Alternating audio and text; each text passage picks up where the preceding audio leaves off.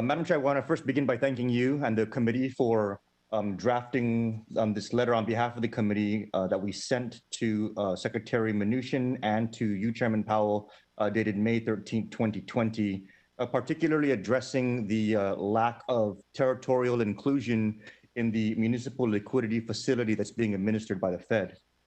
More specifically, we write, through the Coronavirus Aid, Relief, and Economic Securities Act, signed into law on March 27th, Congress instructed the Treasury Secretary to seek the establishment of a facility that would support the market for borrowing by state, municipal, and territorial governments. Despite the clear and unambiguous inclusion of territorial governments in these instructions, the Federal Reserve's Municipal Liquidity Facility, initially announced on April 9th, did not list territories among eligible issuers of debt.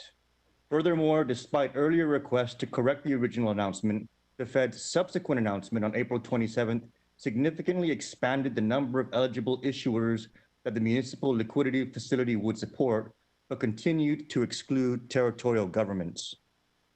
Mr. Chairman, earlier in your dialogue with my colleague, Mr. Himes, I quoted you here saying that we're implementing the law that you passed. But the law that we passed in the CARES Act fully includes territories in the municipal liquidity facility, and yet the Fed is excluding territories from being able to access that facility. In response to our letter that we sent to you on May 13th, we got a response 2 days ago on June 15th from you, and the area that you address with respect to that concern, you state, and I quote, "As you know, we are required by law in our emergency lending to be well secured and to protect taxpayers from loss, and we are prohibited from lending to insolvent borrowers. The financial circumstances of the territories are generally inconsistent with these statutory constraints." Now, Mr. Chairman, notwithstanding Puerto Rico's circumstances, Guam is not insolvent. The Commonwealth of the Northern Marianas are not insolvent. American Samoa is not insolvent, and the U.S. Virgin Islands are not insolvent. And so my question is, why are we excluding these territories from being able to access the municipal lending facility? So as you pointed out, we are, what we put in our letter is really the way the law.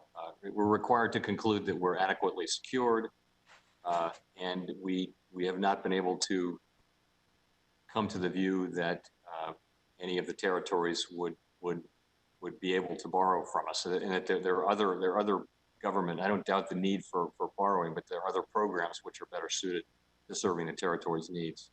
But the CARES Act specifically authorizes territories to be able to access the municipal liquidity facility. It's very clear in the law, and the rationale for excluding them is not consistent with all of the territories. And I seriously doubt there's some kind of test being administered to every other jurisdiction in the country that's accessing the municipal liquidity facility. So I want to ask if there's going to be any reconsideration from the Fed given all of these facts. All of the other, to be eligible for the municipal facility, borrowers are required to have an investment grade rating, and all of those who are eligible do have an investment grade rating. That's the requirement we set for the municipal loan facility.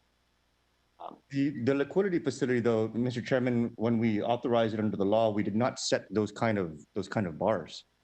And one of the reasons why the liquidity facility being accessible by the Fed is because when you have jurisdictions that are having more difficulty accessing capital markets, the reason why we provided those fundings is for the Fed to be able to provide that through the government.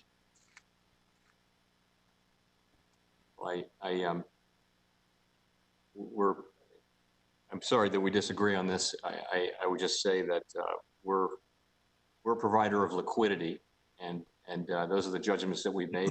We'll be happy to go back to the drawing board and look again, but that's the judgment that we'd come to in terms of what Section 13.300 of the Federal Reserve Act requires of us.